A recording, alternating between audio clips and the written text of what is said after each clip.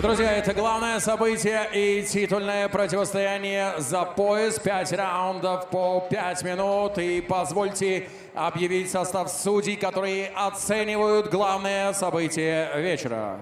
Главный судья Саламат Джумабаев. Боковые судьи у клетки. Халил Мамиев, Буржан Жуманов, Телек Бапанов и Саядбек Нуртазин. Рефери в октагоне Дауренбек Джакаев. Судья хронометрист Исатай Элемес. А прямо сейчас я вам представлю участников титульного поединка. Внимание, синий угол клетки. Бойцу 22 года, рост его 178 сантиметров, вес 61,2 килограмма. Его профессиональный рекорд 10 боев, 9 побед при одном поражении. И он представляет город Баку, Азербайджан. Поприветствуйте, претендент Анар Азизли! 4 камтуу боюнча Кыргызстандын лидеринен чексиздикти кошуп ал. 4 жумага болгону 500 сом. Максималдуу ылдамдыктагы чексиз интернет. Акысыз мессенджерлер менен социалдык тармактар. Wi-Fi'ды акысыз таратуу. Чексиз чалуулар. Жогорку сапаттагы 200дөн ашуун телеканал. Этно медиа онлайн кинотеатрын акысыз көрүү. Мой о тиркемесинен же Остор дүкөндөрүнүн акысыз есим. Барына чексиз. Его соперник, бойцу 22 года, рост его 172 сантиметра, вес 61,2 килограмма. Его профессиональный рекорд абсолютно безупречен. 8 побед без поражений. Он из города Бишкек, Кыргызстан. Встречайте, Руслан Касымалыұлы! Жауынгерлер, ережені білеміз, ережені бұзбаймыз. Мұқият тыңдаймыз. Бойцы, у вас титульный бой. Регламент боя 5 раундов по 5 минут. Правила знаем, не нарушаем. Покажите красивый, достойный, самый главный, честный бой. Удачи! Пожали руки! По углам!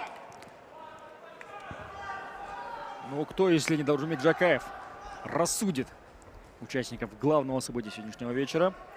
Тіпті бір мотивация беріп, ынталандырып жіберген сияқты көрінеді сөздері. Дауренбек Джакаев говорит, покажите достойный поединок. Ну, даже я тут хочу достойно откомментировать этот достойный поединок, потому что, ну, достойный парни. Ал кеттік. Аса жеңіл салмақтағы жаңа чемпионның уақытын бірнеше сәттен кейін білетін боламыз. Әлде жарты сағаттан кейін ба? Кстати, многие бойцы, которые дрались сегодня в этой же весовой категории, я у них за кулисами интересовался, спрашивал, многие не согласны с тем, что Азизли, Анар и Руслан Касымалыұлы возглавляют этот турнир. Ну, здесь нужно отметить, что Атажанов Сухрабек изначально был одним из хедлайнеров этого ивента, но, к сожалению, по состоянию здоровья был вынужден сняться. Однако другим бойцам из ростера 61 килограмм были предложены эти поединки, и другие бойцы не согласились драться, поэтому, ну... Бүгін де естедік қой, бас тартқан спортшылар болды. Бұл салмақта, бірақ дәл осы турнирде өнер көрсетті. Сондықтан якобы Анар Азизли имеет только лишь одну победу, но тем не менее он в рейтинге... Две победы. Тем не менее в рейтинге занимает 6-ю строчку рейтинга, Руслан Касымалыұлы 4-ю строчку рейтинга. Это не бойцы, которые привезенные откуда-то сразу же дерутся за пояс чемпиона. Поэтому не стоит абсолютно никак на это реагировать с ненавистью. Болашақта мүмкіншілік болады. Екеуінің біреуінің қолынан тартып алуға. Азизли жинақы шабуылдауды қойды. Касымалыұлының шабуылдарын аңдып бағуда әзірше. Бұл жекпе-жек жалпы толықтай 5 раундқа да жалғасуы ықтимал. Да, такой манеры осторожной со стороны Руслана Касымалыұлы. Ну и Анар Азизли не особо-то. Потрясен! Анар Азизли! Касымалыұлы недостаточно. Еще один удар справа от непобежденного Касымалыұлы. Тағы да тигізіп жатыр. Пытается спастись в борьбе, но встречайте с ударами.